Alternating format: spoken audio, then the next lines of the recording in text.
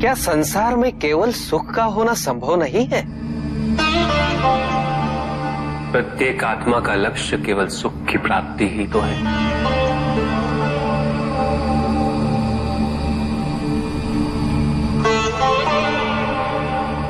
परमानंद की प्राप्ति। किंतु हम सुख नहीं, सुख को प्रदान करने वाली वस्तुओं को एकत्रित करना ही जीवन का उद्देश्य मान लेते हैं।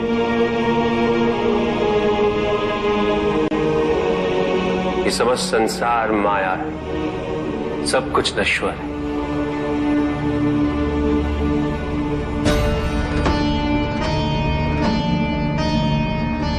जिन वस्तुओं को हम सुख का स्रोत समझकर एकत्रित कर रहे हैं, वो सदैव नहीं रहेंगे। जो व्यक्ति सत्य को जानते हुए भी लोभ का परित्याग नहीं करते, वो सदैव इन्हें खोने के भय में जीते।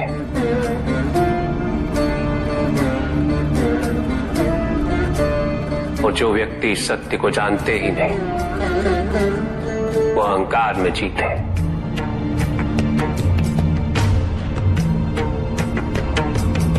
और जहां अहंकार और भय उपस्थित हो, वहां सुख कैसे रह सकता?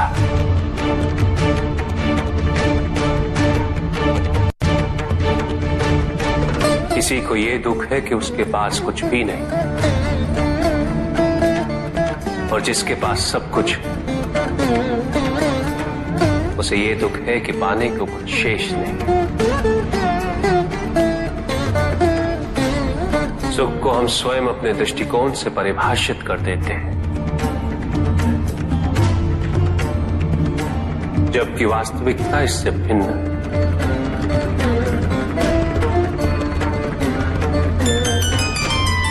इसलिए आवश्यकता है अनासक्त रहने की।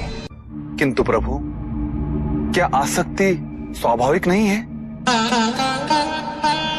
पर दुख का मूल कारण भी तो यही है ऋषि भृगु।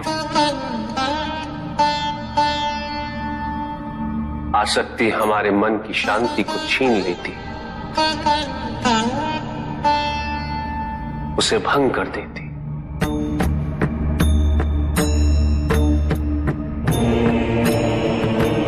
हमारी बुद्धि को स्थिर नहीं रहने देती, उसे चंचल बना देती।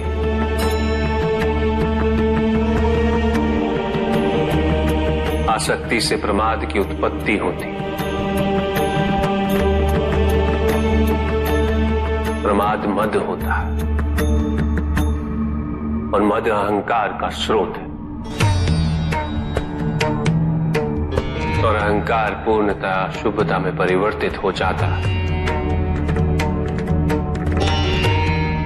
अर्थात आसक्ति अशुभता की जननी।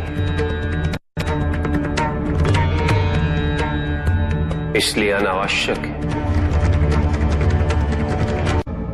तो प्रभु, आसक्ति को अनासक्ति में कैसे परिवर्तित किया जा सकता है?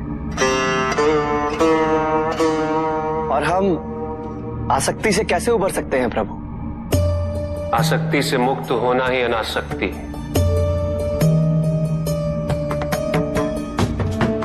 आसक्तिहीन होने के लिए अपने और पराये का भेद मिटाना अनिवार्य है।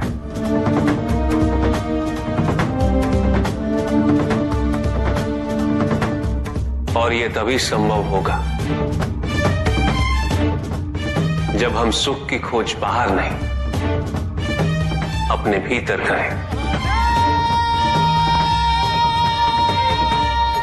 जब हम यथार्थ को पहचानें, उसे स्वीकार करें।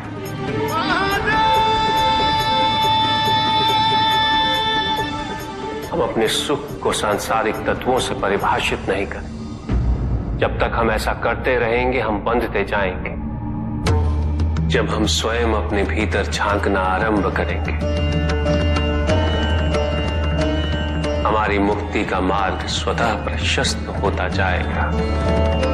महादेव, आपने हमें दुख का कारण तो बता दिया,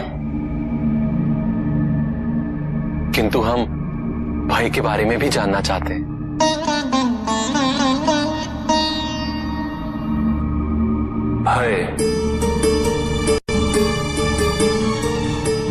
भय का स्रोत है इच्छा।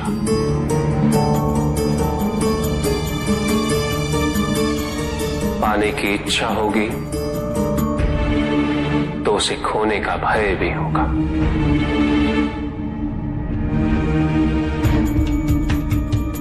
यदि जीवित रहने की इच्छा है तो मृत्यु का भय भी अवश्य होगा।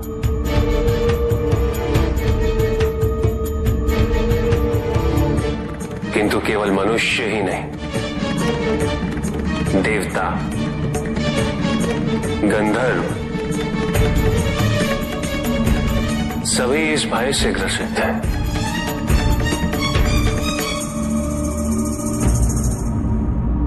क्योंकि इच्छाओं से मुक्त कोई भी नहीं।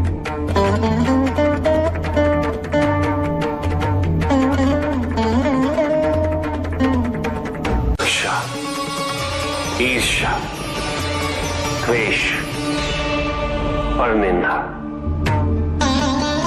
और षड्यंत्र जैसे पाप भय से ही उत्पन्न होते हैं। और प्रत्येक पाप का प्रायश्चित केवल दुख और कष्ट उठाने से ही संभव होता है।